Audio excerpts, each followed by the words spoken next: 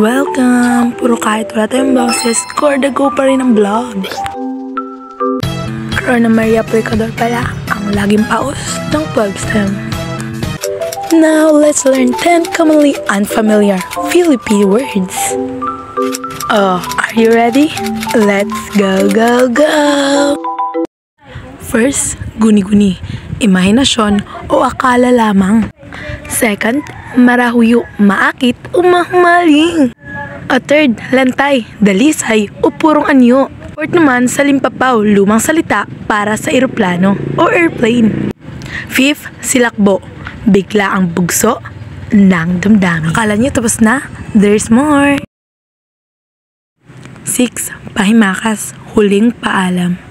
7. Tungaw, pagsilip mula sa bintana.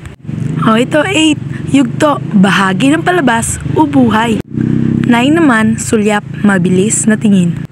Last but not the least, number 10. Makulimlim o madilim ang panahon. Sa Ingles, cloudy o overcast.